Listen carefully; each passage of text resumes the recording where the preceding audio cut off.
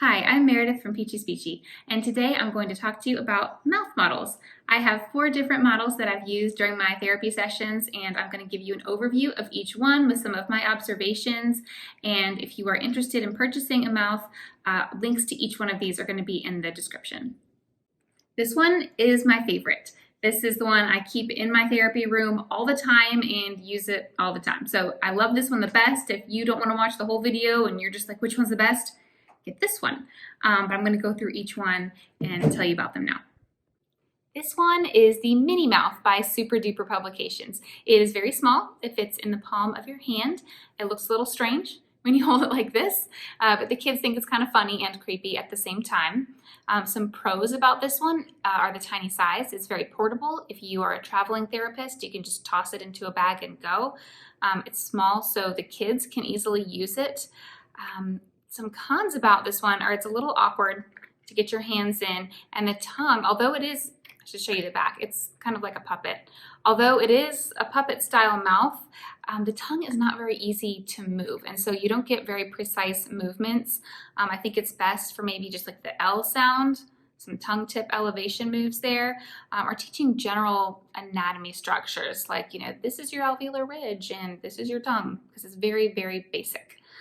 So I have a few of these in my therapy room, but I usually keep them in a drawer just because I prefer the bigger size. This is the Mighty Mouth, also by Super Duper Publications. It is another puppet style mouth. You can see you can just slide your hands right here, and there's a bigger space for the tongue movement. So you just stick your hands in it and it moves like a puppet. One thing I like about this one better than the Mini Mouth is it has more defined alveolar ridge. You can see it's got the ridges right there. And the tongue is easier to move than on the other one. You can get some other sounds, like scoot it back for the K sound, K and G. You can also, of course, do L. It's easier to move. If you want to flip your hand the other way, you can kind of curl to show a very basic retroflexed R position. So I like this one.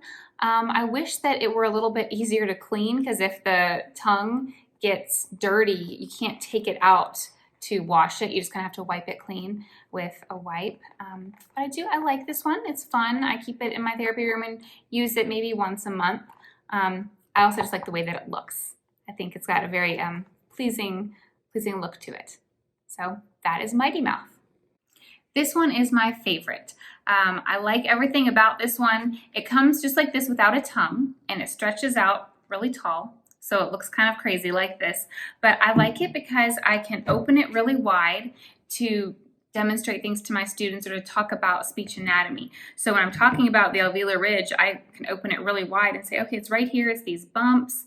If I'm talking about the back molars, I can really easily point to them because I can really open it up.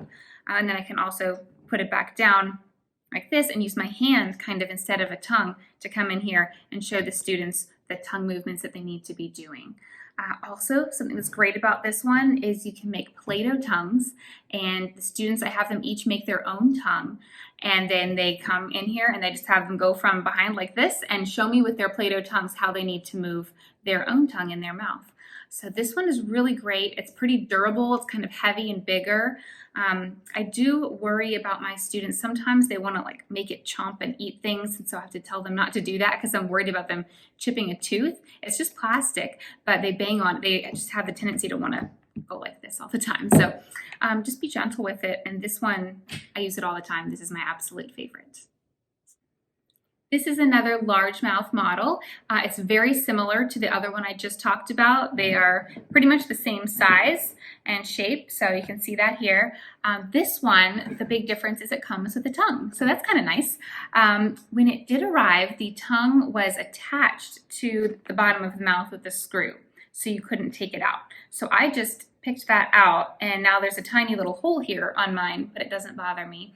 And now I can take the tongue out and move it how I want, because before I couldn't even lift the tip up for an L sound or anything. It was kind of useless. But now that I took it out, I have this nifty tongue. I can just come like this and tell my students, oh, we're going to, lift your tongue up. And I can kind of make it move. I can slide it back and show them where I want it for the K sound.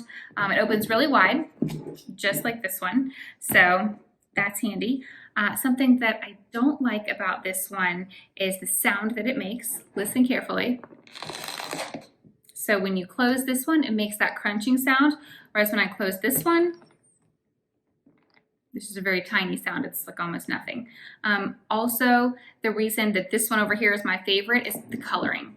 I know that's a small thing, but if you look closely, this paint is just not done as nicely. It kind of goes onto the teeth, and I don't know why they chose this really bright color for the gums. They just look inflamed.